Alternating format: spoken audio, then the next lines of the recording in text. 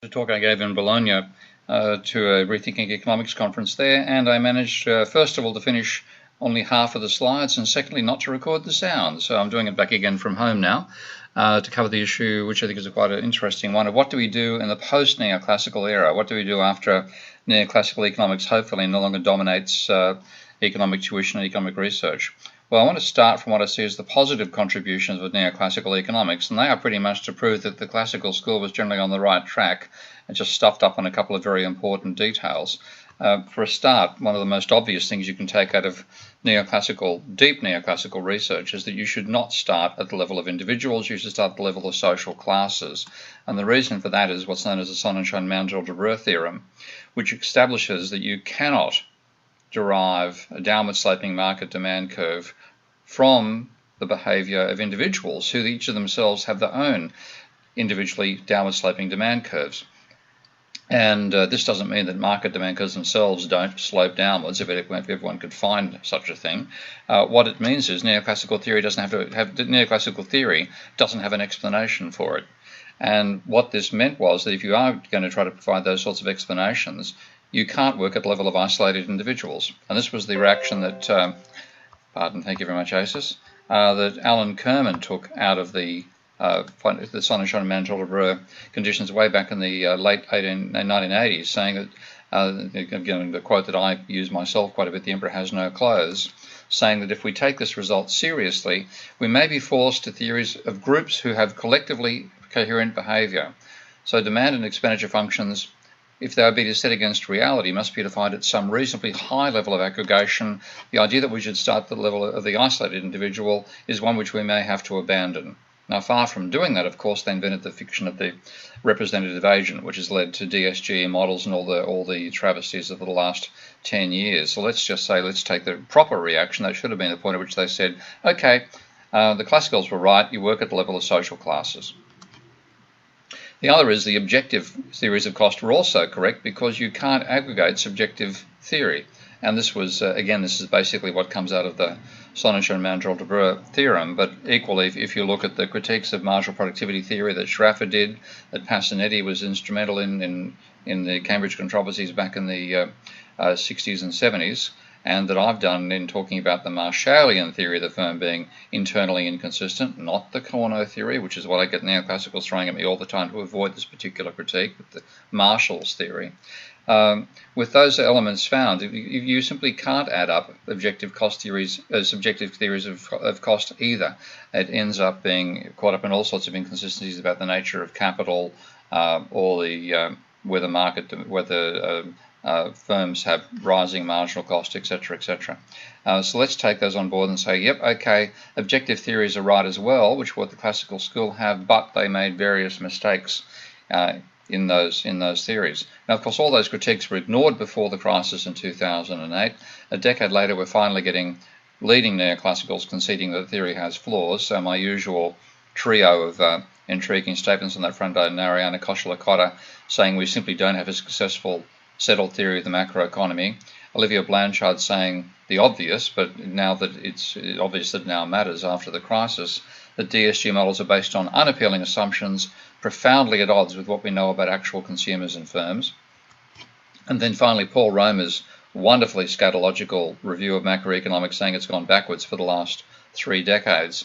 But these ideas, and I can see it happening already, what happens when neoclassical theory gets defeated by reality is they retreat from the macro level, go back to micro, spend time fiddling around there, and 30 or 40 years later, after the crisis is over, maybe faster than that, they come back again because that microeconomic foundation is so appealing.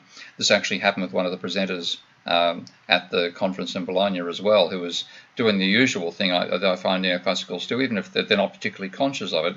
When they're triumphant and they think they're winning the argument, they come out with emphatic statements like the classic paper from Ed Lazaire in 1999-2000, Economic Imperialism, saying we should take over all our other social disciplines and these are our very strict principles, so we insist upon equilibrium, individual behaviour, etc., etc. Then after the crisis, and this was the neoclassical presenter in Bologna put this sort of proposition forward, maybe you can call what I do neoclassical. It's just economics, and there's, we've got a lot of flexibility and so on. It's just a retreat back to micro. Unless we come up with a viable alternative, we'll be back in the neoclassical world again once people, if they ever do, forget the global financial crisis. So that's what I can see happening right now. Even talking with Olivier Blanchard, he read a number of papers critiquing his paper on whether DSG models have a future or not, and then when he wrote his overall summary of it, this is his beginning statement: there's wide agreement of the following three propositions. This, by the way, is including my feedback. Let us not discuss them further and move on. Proposition 1, macroeconomics is about general equilibrium. And I wrote back saying, no, it's not. It's about general monetary dynamics. So how do we get to an alternative to having a revival of neoclassical economics after people forget the crisis again?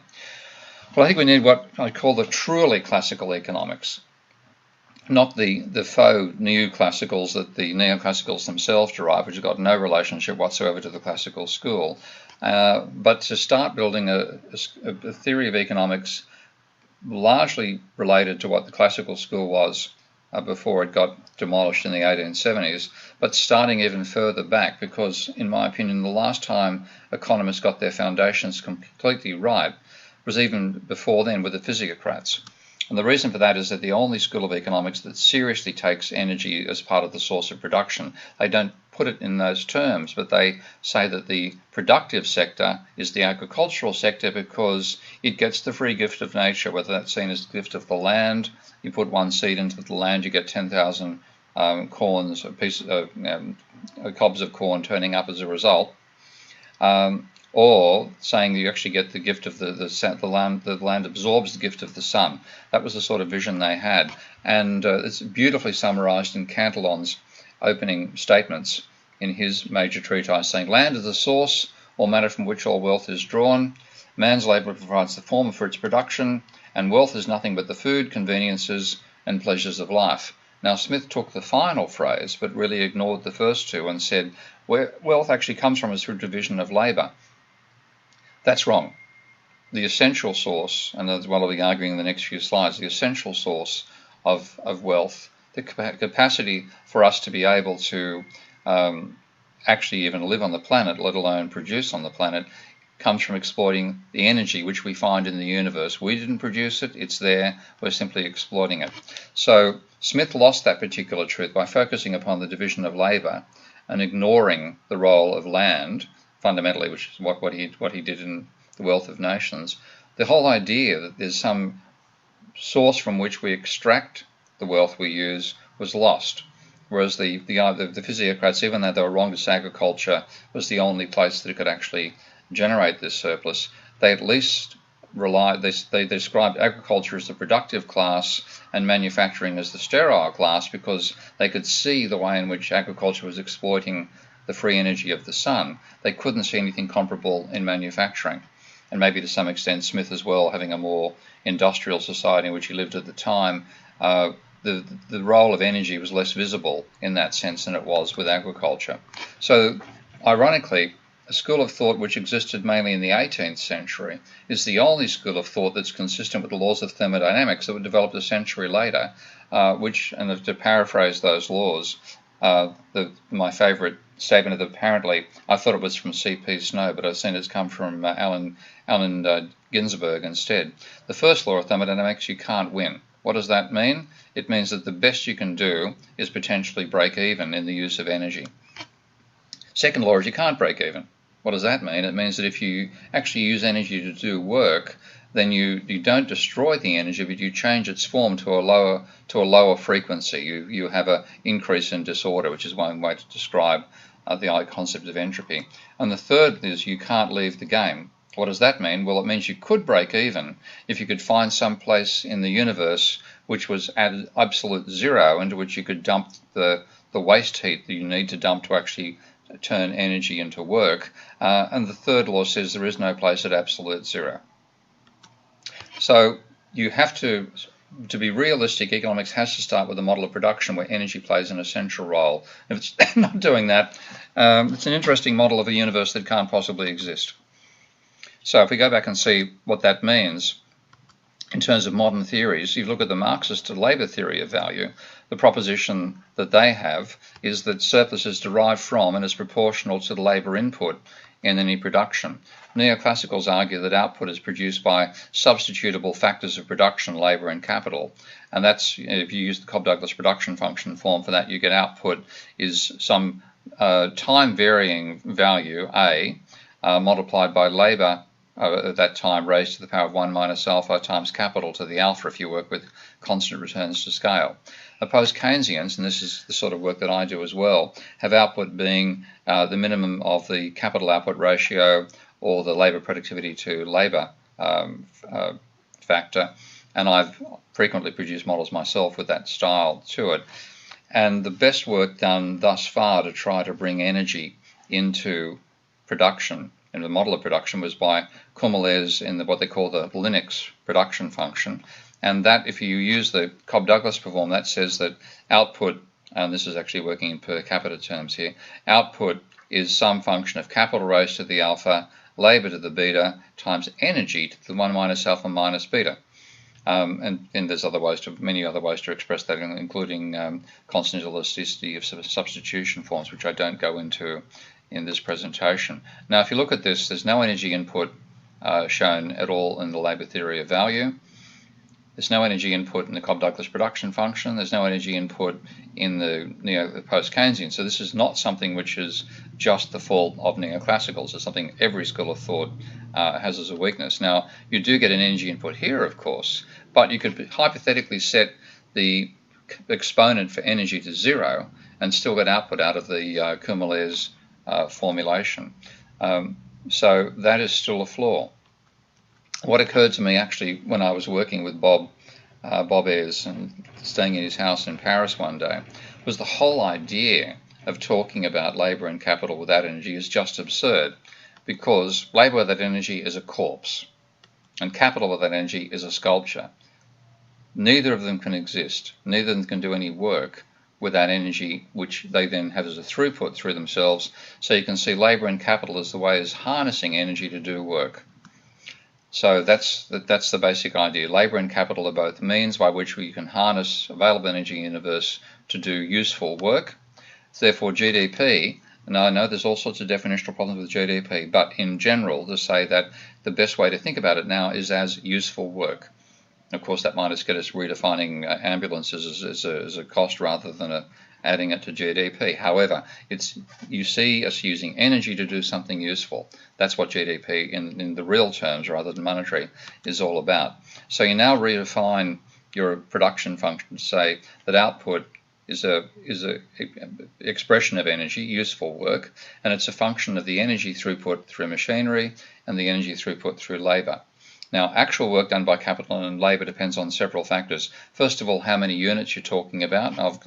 You can easily talk about the number of unskilled units of labour. Capital, of course, is a rather more nebulous term, but it's one putting it in inverted commas there in reference to the Cambridge controversies about how one actually defines capital. Then the flow of energy per unit of time harnessed by labour and capital. You can think of this in terms of a human being. You can think in terms of how many calories are consumed per day. In a machine, you might think about how many megajoules of power pass through that machine per second. Of course, you'd use the same time units when you put these two together. And then the ratio of energy which is passing through those systems compared to what's available for useful work. So in the case of labour, obviously you can't eat 4,000 calories of food input and do 4,000 calories worth of work. If you hit that up after a number of days, you'd starve to death. And equally for a machine, you can think about the energy throughput involving part of that energy being needed to maintain the machine. So effectively this is a ratio of output to depreciation plus output. And then the efficiency of how well that's done. This is not necessarily a necessary third term. I could potentially collapse that into the exergy to energy ratio as well, where exergy is the expression used for available energy rather than total energy. In a human being case, that would be 2,000 calories, let's say, per day if you were doing 4,000, if you're eating 4,000 calories per day. as an unskilled worker. But then the efficiency, I think, is a reasonable additional term to add, because in some circumstances, if you think about what happens during oil crises, then there's an emphasis upon improving technology to harness energy more ably. And then when you have a collapse in the oil price, people tend to get lazy about that, and you might go to technology that consumes more energy. Various factors about that anyway. Let's work with the three-term basis. So I've now taken that expression for output as useful work, and I've got a function of number of units of machines times the energy throughput per machine per unit of time, and that can be seconds or days, whatever term works best, times the ratio of available energy that can actually be used to do work by the machine divided by the total energy. So of course these two cancel, multiplied by the efficiency with which the machine does that work, and exactly the same expressions for labour. Now, spelling that out, I've now done my cancellation there. So I'm now talking in terms of the number of machines times the available energy available to do work by those machines times that efficiency. Actually, I managed to duplicate myself. They have enough. No, that's pardon. No, pardon me.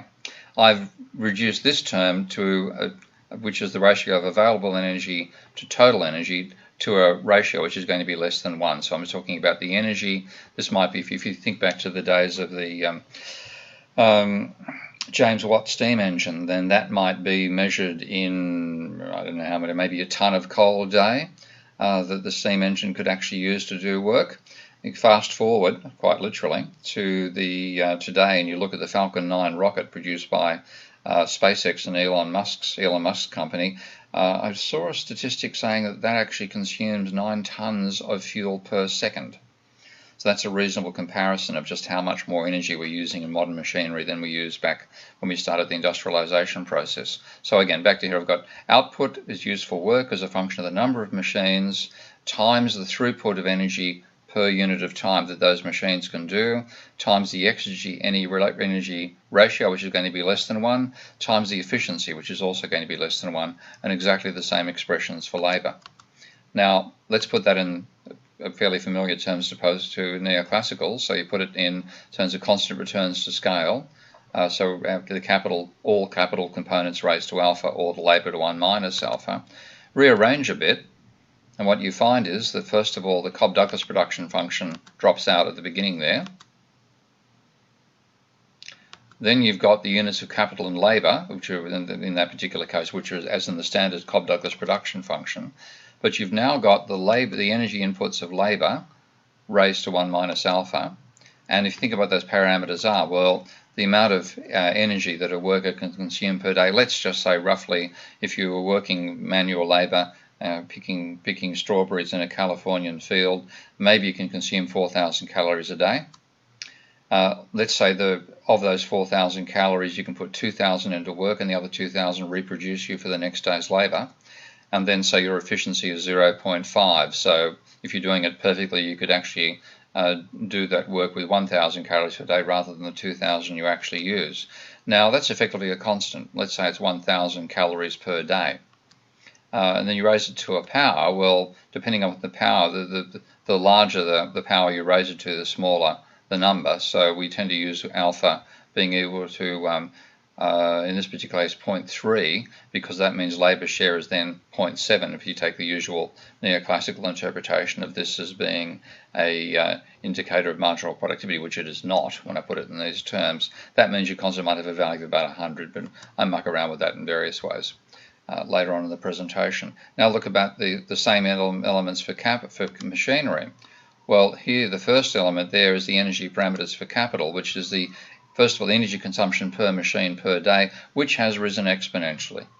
If you look at the amount of energy that can be put through the old steam engine way back in the 1775, the year before The Wealth of Nations came out, through to today, a dramatic increase in the energy which each machine is capable of throughputting per unit of time.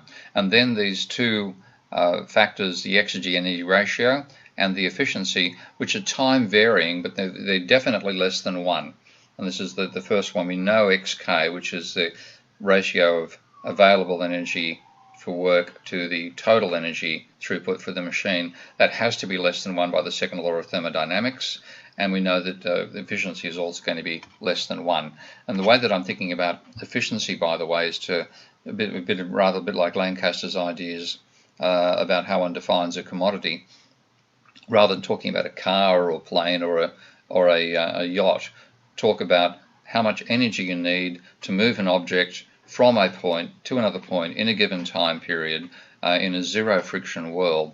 If you could actually work out what that was, let's say what it would cost of moving from Los Angeles to San Francisco in 1 hour, moving a mass of 100 kilos a distance in 1 hour, you could precisely work out the minimum energy with which that could be done.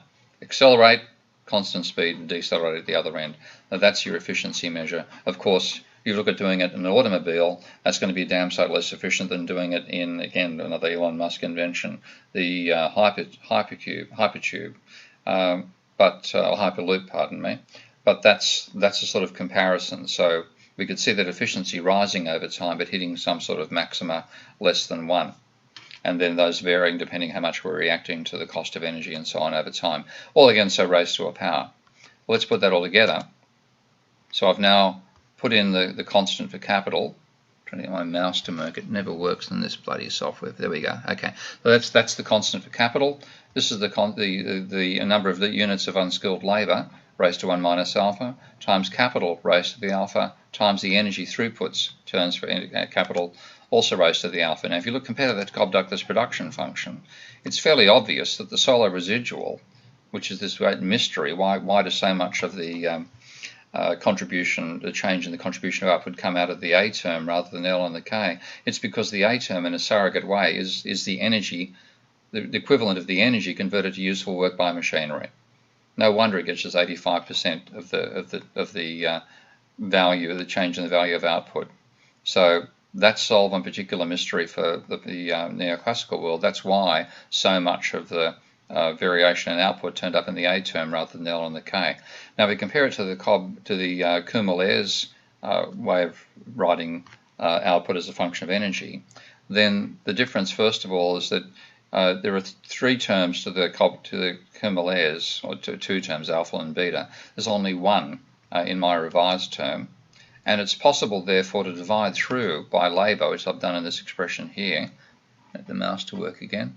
Okay, so I've now got output per head is a function of the capital labour intensity raised to alpha. You can't do that with the Kummer forms. You can't get a complete cancellation of the alpha and the beta get in the way. But you can also relate output per head to useful work by machines per head. So we now divide through by the labour completely and put it in this whole thing. I'm seeing what's the energy throughput of capital to labour ratio. And alpha now becomes a scaling factor. It's no longer got anything to do with marginal productivity. It's simply a scaling factor to fit the data. And I can also multiply these 2 terms together and remove capital completely from the equation and use something we actually measure, which is the amount of energy consumption by industry. We know what that is. Particularly in America, the Department of Energy keeps track of this. So if I substitute the total amount of energy used by the industrial sector, 4K times e to the k, then what I get is this expression, where I've now got rid of capital completely. So then that's an advantage, because at least at the aggregate level, it's a nebulous concept to talk about units of capital. But I've now got the energy throughput in production, if we can limit just to production rather than consumption levels, and that gives us an equation which we can actually fit to data. I put it in per capita terms as well, which again you can do with this form. You can't do it with the Kummer-Ayres form. So I now divide through by the number of people in the society. I'm now talking GDP per head is a function of this constant for energy output of labour times the number of workers raised to 1 minus the alpha times energy per head. And again, we've got data on energy per capita times the efficiency relationships. And I'm now going further on, taking the n inside the expansions here. I've now got labour divided by the population. That's the employment ratio. And I've got here energy used in production divided by population, which again is a ratio we can actually work out. So this I can now substitute and call this lambda for the employment rate. And I've now got an expression for GDP per capita as a function of the employment rate, the energy per head used in society, and these efficiency terms, which we don't know and which we can't do anything about at this stage. So we know that GDP per head is cyclical with a trend. We know that energy per head has a trend over time. And we know that employment rates are cyclical. We have a combination of both a real perspective on the economy and a cyclical perspective.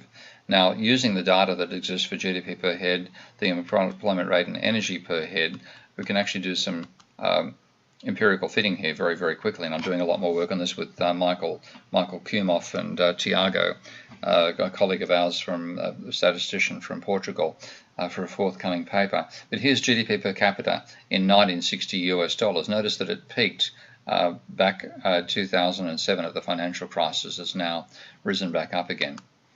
This is the employment rate. And this is one, I keep on emphasizing, this is one reason Trump would have won the election, because the employment rate has plunged.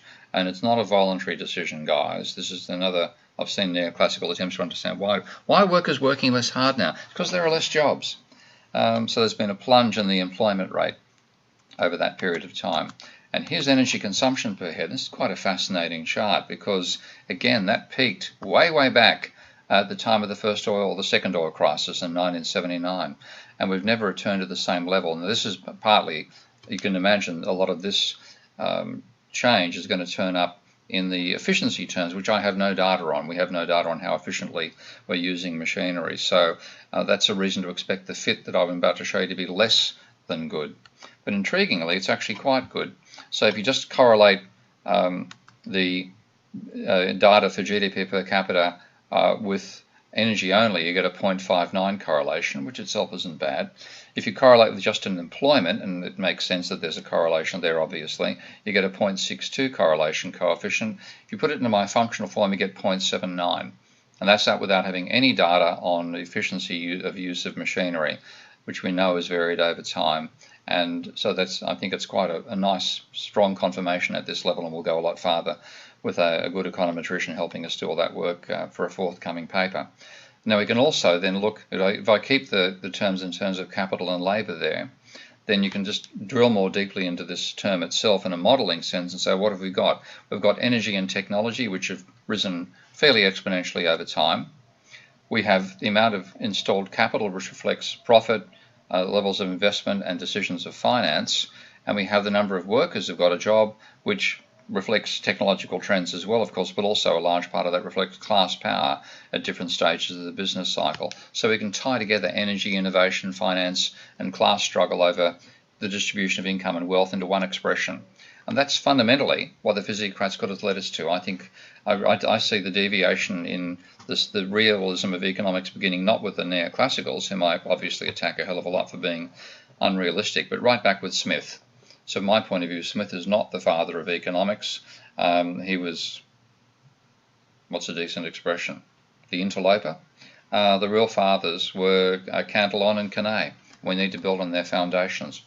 So, and if you do that as well, and this is rather late in the history of humanity to be doing this, but once you do, you can make a relationship again between our production system, which is necessarily based upon energy, and therefore ecology, where we necessarily affect the ecosphere with entropy and waste. And of course, we know the economy is embedded in the ecology and not vice versa. So I think we have a far more environmentally friendly economics coming out of this. And of course, you can go much, much further than I've done in this equation so far. So obviously, the energy sources that labour survives upon are much different to the energy forces that machinery needs. And of course, we can exploit some forms of that. Exploiting the energy have no impact upon waste, well, not on an unprocessable level. Others have enormous impact upon the capacity of the ecosphere to continue supporting the economy and so on. So renewable energy, which largely is what human consumption is about, generally speaking. And there's also questions about how do we make a transition from non-renewable to renewable energy? What are the implications in terms of energy return and energy invested, etc.? And then the non-renewables and what that does in terms of both depleting current resources, polluting the ecosphere, the carbon cycle, and so on. So that's a labour. That's an orientation to a realistic foundation at the energy level. And I want to now use this. Obviously, I've had a go at the neoclassical model, but I want to have a go at the Marxist one as well. I've really had enough of Marxists sustaining what I see as the detritus in Marx rather than the useful contributions he made. And this whole idea that the labour theory of value is essential to Marx is crap. Marxists have just as neoclassicals have done, hung onto beliefs rather than looking at logic. Marx gave us a reason to reject the labour theory of value, and I want to now give a different reason based on the role of energy here. So if you look at this whole idea with the labour theory of value, which says that surplus value is proportional to labour input, then here we have total GDP. Pardon my animations are out of order here. This is really useful. Number of unskilled labourers employed. Okay. The energy harnessed by unskilled labour per year, number of machines employed, ignoring the capital controversy issues at the moment, energy per machine, and then the efficiency, exergy-energy relationship, and the efficiency relationship. Now, if we want to express not Marx's claim, it's Marxists' claim. Marx had two claims, one of which could have eliminated the labour theory of value, and that was my original contribution to economics back in 1993. With my two papers on Marx's theory of value being contradicted by his own philosophy. Well, let's look at the labour theory of value claim. How do you express that in terms of this equation? Well, XL is the ratio of surplus to total labour power. If you think about it in these terms, what Marx is saying is that labour has, there's variable and the V, which is supposed to reflect the reproduction of labour, S, which is the surplus that's available for exploitation by the capitalist, and XL in this sense is the ratio of that surplus to the total amount of energy that is needed to keep a worker alive. So S in this case, with the example I've given beforehand, would be 2,000, V would be 2,000, so that ratio is 0.5, but that's S is one of the ways in which you get production out of a worker. So let's just spell this all out. If I now go through and make that substitution, then my energy components for labour become that physical surplus, let's say it's 2,000 calories per day, times the efficiency with which labour works. So let's now make that substitution. So I've now got an expression where I'm trying to see what the labour theory of value means when you put it in these energy terms. So Marx claims, and that Marx does claim, this is from Capital Volume 1, page 199 in the Progress Press edition, saying a machine that costs 150 cannot under any circumstances add to the value of the product more than £150. In other words, its contribution is equivalent to its depreciation. Well, again, by reference to that equation for labour, what Marx is claiming is that there's no surplus from capital. And if that's the case, then that ratio xk must be 0. If it's not 0, there's a surplus from machinery. Well, let's see what that means. So that's taking the numerators of work greater than the cost of producing the machine. Marx says they're identical. So therefore, SE to the K, EK, must be 0. So you now feed that into the expression. What do you get? Well, if you stick with just the straight multiplicative term and you've got non-zero values for alpha, with the scaling component, then since that's 0, anything raised to the power of any positive number is also 0. So either the output is 0, or if you set that exponent to 0, and once you've done that, that reduces that term to 1. And so capital disappears completely from the expression. And you now say output, useful work, is equivalent to how many workers you have, times 2,000 calories per day, times the efficiency with which you get these slaves to do their labour. Pardon me, but I've got to send this up. So what you get out of that is an expression that says that first of all, all that work you put into machinery simply reproduces the labour involved in making the machines. It adds no physical element further to production, which is the part that I always thought was silly. But in this term, it's saying that real per capita GDP is equivalent to about 1,000 calories per day. That's just nonsense. it's even less when you think about workers who population that work being less than the total population. It's just absurd. Let's get rid of it. Now, does that mean that when I talked about trying to bring about a new classical political economy, does that mean there's no role for Marx? No, it means there's a huge role for Marx because, as I've argued in those two papers, and I've got to write this up in much more detail for a modern audience of non-orthodox economists coming through. The labour theory of value is incompatible with Marx's own dialectical philosophy, and I explained that in those two papers. Got the right dates there? No, it should be 1993, not 1995. But that philosophy can form the basis of a theory of value, which is one weakness that post-Keynesian theory, anything other than Austrian theory, has had. They haven't had a rival theory of value to the neoclassicals. And that dialectical philosophy in Marx has got nothing to do with the usual thesis, antithesis, synthesis stuff, which people think is dialectics. That actually belongs to another philosopher called Fichte. Marx's, and I remember reading Marx and trying to find this stuff about thesis, antithesis, synthesis. I could never find it. The reason was it wasn't there. Marx's idea is actually what I realized first by reading Marx's work and then reading a brilliant book on Marx's philosophy by a guy called Wilde, the book being called Marx and Contradiction. He explains that Marx's dialectics works on the idea of a foreground and a background and a tension. And that makes a lot more sense, and I'll explain why here. So he starts by saying that any component of a society is a social unity. In other words, whatever you're looking at exists in its own right, but it's embedded in that society. And therefore, to understand it, you've got to look at it from the point of view of that society. And the material forces of that society will bring one aspect of that unity to the foreground, but by focusing upon the foreground aspects of the social unity, it necessarily pushes the background aspects, the other aspects of the unity, into the background. And that's much more understandable than thesis, antithesis, foreground and background. Focus upon something, that's the foreground. What you don't focus upon, that's the background. It's much easier to work out what they are than thesis, antithesis. So that unity can't exist just with the foreground element, nor can you fully understand it just with the foreground.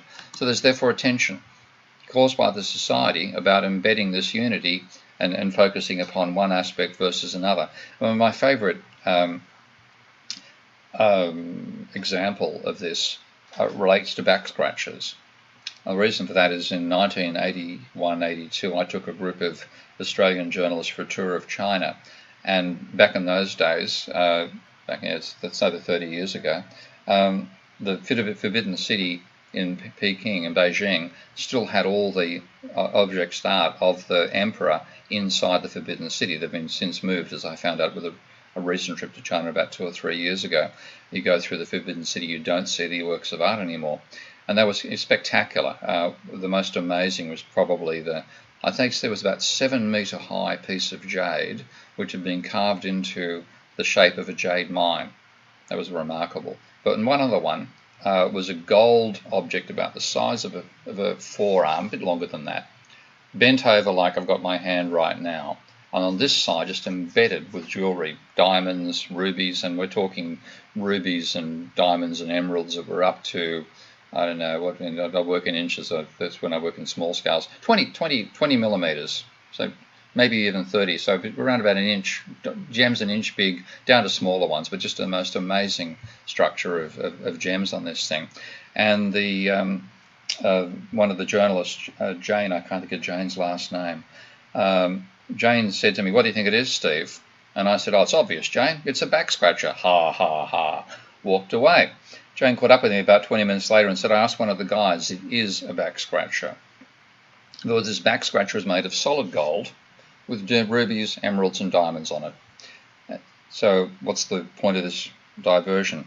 In a feudal society where you're making stuff for the main focus is to make things for the ruler, the focus is upon the utility of the object. The back scratcher back then there may have been back scratchers for the peasants that would have been made out of bamboo, but here you go. They make a back scratcher. It's made of solid gold. Donald Trump would have felt quite at home back then. In a modern society, the back scratchers you buy from Walmart for 50 cents, they're made of plastic. So on the feudal society, you focus upon the utility of the object. In the capitalist society, you focus upon selling the thing as a commodity and making money out of it. And that's the point I'm leading to here with Marx. So you have this dialectical idea. Unities are embedded in a society which focuses upon the foreground aspects of those unities, pushing the other elements into the background, causing a tension between the two, and that tension can actually transform society. This little visual model is what I built up back in my days of doing work on Marx in my master's thesis. So you have society, you have a unity embedded in society. Society focuses upon some element which brings it to the foreground, that necessarily pushes the remainder into the background, and you then have a tension between the two. Now, how can this be actually used in economics? Well, with that foundation, Marx developed a theory of value that contradicted the labour theory of value, and it's compatible with, even though he didn't think about this, thermodynamics on the complex systems vision of the economy that I work on as well. And you get multiple interacting price levels coming out of it, and you do switch between subjective and objective elements at different scales. And that's one important weakness of the neoclassical. They start with subjective, they try to stick with subjective theories all the way through. Marx's, the old labour theory of value stuff, started with objective cost in terms of labour value. You could never really escape it. This smoothly moves between objective and subjective depending upon the level, and I'll explain that in the next few slides. So to start off with saying that Marx's logic is compatible with energy being the ultimate source of value, Marx used this logic himself to chastise Ricardo.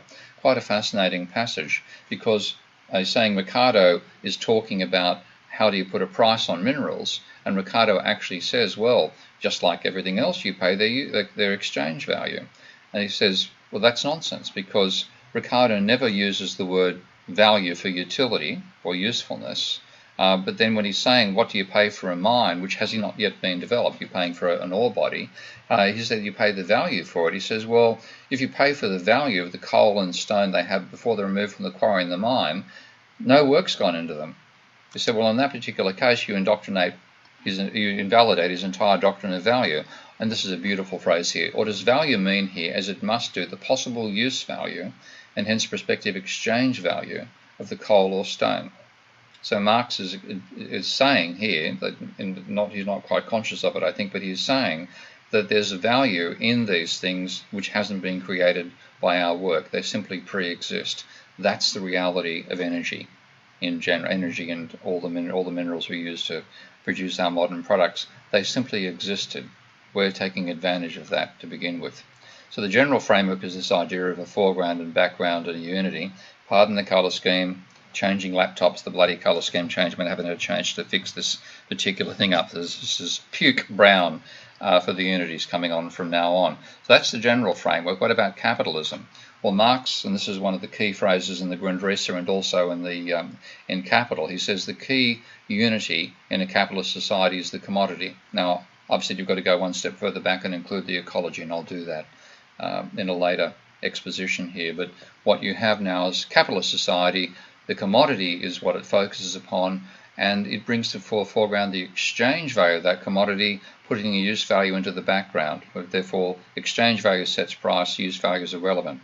The reason I gave that example about the feudal society and the crazy back scratchers, that's the other way around. In that world, the use value matters. You want to make the most useful in terms of a very subjective definition of use value as well. Subjectively useful thing for the emperor, and the cost of making it, he's the emperor. Let's make it solid gold, and some poor slave has to pick it up and scratch his back. Or more likely a concubine or a couple of them. Anyway, back around the other way. So we're now to capitalist society. You focus upon the commodity, you mass produce them, you're mass producing them to sell them for money. The use value of them is irrelevant to you, relatively irrelevant to you, and there's therefore a tension between the two. Now, the sources of surplus value, what this means is, when you think about the making stuff in capitalism, then for the labour, and this is the left hand of these two little circles down here, where you've got a capitalist buying goods and services including labour, in the circuit of going from money to commodities to more money, which is the circuit of capital as Marx defines it, then the foreground for labour is that the cost of labour is set by its means of production, so you pay a subsistence wage. The background is you can employ that labour to do work, and by doing work, they will work for longer than it takes to reproduce the means of subsistence, so you get a source of surplus value out of it. But exactly the same argument applies to machinery. Now, of course, I'm encapsulating the argument that this is all based on exploiting the free energy that both capital and labour can produce. So over here we have 2,000 calories, and here we have 4,000 calories, and that's your 2,000 calories surplus value. But in the case of machinery, the same basic story. Its exchange value says you pay for the machine for its cost of production. The cost of production then lets you exploit the energy that the machine itself can process over time. There'll be a gap between the two, and that is also a source of surplus. So if you use Marx's theory properly, you no longer have an argument that the profit is proportional to labour. Now, when you then look at what happens with workers in that situation, and this is again one of the fascinating things that I found in reading everything Marx ever wrote in economics when I was doing my master's thesis. Marx, whenever he talks about the value of labour power and the wage, he uses the expression minimum wage. And what he's saying is, if workers are receiving just their means of subsistence, they're being paid the minimum possible wage. And this comes down to seeing labour as both a commodity and a non-commodity, which I'm showing in this ugly illustration here. Again, I'll fix it up, certainly by the time I get to doing a book length treatment here. The foreground aspect of treating labour as a commodity is you pay the subsistence wage. The background to this is you're ignoring the fact that the worker is not just an object, it's live, it wants to organise, it wants a share of the surplus. So there'll be a dialectical tension between the two, that the value of labour power will be the minimum wage, and there'll be struggles over the distribution of income. And that's what Marx said in chapter 25, which led to Goodwin's theory of the trade cycle back in 1967.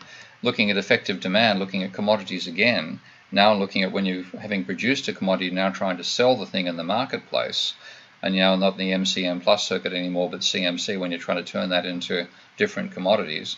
The foreground is that the commodity has to have use value, has to be essential for sale. The background is you produced it to generate a profit. The tension there is that you can have a failure to actually turn those surplus commodities into money. So there's a failure to realise your intended profit, and there can be breakdowns due to effective demand. The money and banking system, money going back in the MCM plus circuit now, the foreground is money is effectively a form of commodity, it's essential for exchange. The background is it's not produced by means of other commodities. If you do, that's called forgery. You'll go to jail for it. And there's therefore a tension, and Marx actually says this quite explicitly, that the exchange value of money is set by its use value. And with new commodities, when you look at new commodities being produced, again, this is more the Austrian end of thinking about capitalism. When you're producing a new commodity, it's actually a non-commodity. Oh, great. Do not restart me now or I'll bloody well explode. Go away. Okay. I love what Windows does to you like this. Back where I was at. Okay. With looking at new commodities, the foreground aspect of a new commodity is not yet produced to produce other commodities. And the background is it's actually produced by commodities at the same time. One interpretation of this is to say, well, new commodities, their price can be set by subjective utility. So, and a subjective level of thinking comes in for these new products. Products which are used to produce other products and are themselves produced by commodities you can treat as strict commodities, and that's where the Wilbur Schraff's style of pricing comes in. When you're talking about new products, people, early adopters, and I'm a sucker for that, as you probably know from all the technology I use in my presentations, they are going to be willing to pay a much higher price. So that gives you an explanation for innovation in capitalism as well. So that's a philosophical organising principle. The mathematical one I want us to work on in future is seeing capitalism as a far from equilibrium, evolutionary dynamic system, the very opposite of the vision that neoclassicals have. Now that vision, of course, was beyond 19th century analysis, with the sole exception of Poincaré in the very final year of that century. people just couldn't analyse complex systems. So they therefore stuck with equilibrium modelling, and we should have abandoned that in the 20th century. We haven't yet, but it's been feasible since Forrester to do that. If you go back to the 1950s, Forrester was set this particular task to work out why a particular factory had huge cycles in its production, ramping up and ramping back down again. And he explained by looking at the logic of the relationship between when you decide to advertise somewhere, once the advertising campaign starts, what happens to the sales, what those sales represent. Are you bringing, is advertising bringing into earlier times sales which could have occurred later anyway, sustained improvements in the campaign on your overall visibility, etc., etc. He showed that the cycles this factory was physically experiencing weren't due to exogenous factors, was due to this internal dynamics, and that was the beginning of modelling complex systems. And now today we have numerous tools that do that. So the very first tools, I think very first computer tool that Forrester used, he called Simple. It was quite a clever acronym. Simulation of I've forgotten the middle bit of it, with lots of equations. Very clever. But then we got VenSim, Stellar, and I think coming out of that. In engineering, you have Simulink, which is the dominant package embedded inside MATLAB. Every engineer would know of Simulink. VisSim, which is actually my favorite of those programs. In multi-agent world, you have NetLogo. People work with R as well. There are hybrid systems combining system dynamics with multi-agent modeling, such as AnyLogic, and I've built Minsky specifically for monetary modeling. And the core insight coming out of complex systems, and this again relates to some of the reasons that Hayek was anti-mathematics as he knew of mathematics at the time, but he left this particular opening here in his Nobel Prize speech, and I want to elaborate on that a bit here. What we've learned from complex systems in general is you don't need, complex does not mean complicated. Simple systems can have complex behavior, and the very first instance of that was with Lorenz's model, where you found Lorenz's model of fluid turbulence, where you found that the turbulence arrived from the nonlinear interaction of elements of the system in a far from equilibrium environment, not from how complicated that model was. So Lorenz's model had just 3 variables and 3 parameters. It's very hard to get a simple model than that.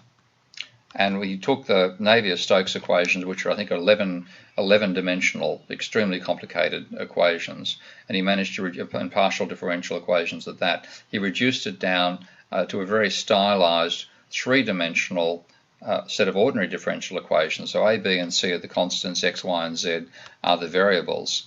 And he got the shock of his life when he saw this, but this has now become commonplace. So let's look at this in Minsky. Those are the same equations. If I click on the equation tab, you can see that I've got the same set of equations here I showed you a moment ago on the slide, and I'm starting with the values that Lorenz first fed into the system, and with the system starting, I'll look at the equilibrium here. I've got that value set, I think, at -10. Let's just check and see. Yeah, -10, so not one of the equilibria here. There are 3 equilibria in the system, all of which are unstable. Simulate this system, and you get complex cycles that never stop. And that's the vision we got, that complex doesn't mean complicated. It means nonlinear interactions far from equilibrium. And out of that, you get these fundamental cycles which do not rely upon the full detailed specification of a system. Simply getting the structure of the interactions right is all you need to do to get the basic dynamics. So let's leave behind equilibrium and difference equation models and learn complex systems, whether that's you do it from the top-down approach, which I prefer, or multi-agent, and integrate them with the literature in economics, which is also not fixated on equilibrium. See, of course, Marx is of that nature, so is parts of Keynes, Schumpeter, Shackle, Minsky, Goodwin, Blatt, etc., etc. And there's ecological literature as well, of course, what Schumpeter and Meadows gave us to look at the relationship between economic output and the ecology. And let's revive the teaching the history of economic thought and economic history as well, which has all unfortunately gone by the wayside as we got this monoculture of neoclassical economics taking over, particularly since the 1970s. So that's what I want to do in the long term. This is a speech to new students of economics in Bologna, but in general, that's what I'm going to be arguing we need to do. Of course, you know, I'm trying to do it myself, and I'm doing it outside the university sector in future, because universities are a hostile place for non-orthodox thought in economics, and they always will be until such time as this struggle is won. So I want to get funded by the public sector, by the public, rather than relying upon the trivial funding that low-ranked universities get, which is always fragile, unlike the funding that people who work at more prestigious universities get, and that happens to be neoclassicals rather than non-orthodox thinkers like myself in economics. Fund development of Minsky, hire other people to pull together and have what I'm calling CORE. There's a bit of a pun on another program called CORE, for online realistic economics, and that's my website, which of course you'll be seeing a lot more of in future as I develop these ideas. I hope that's helpful. I'll stop there.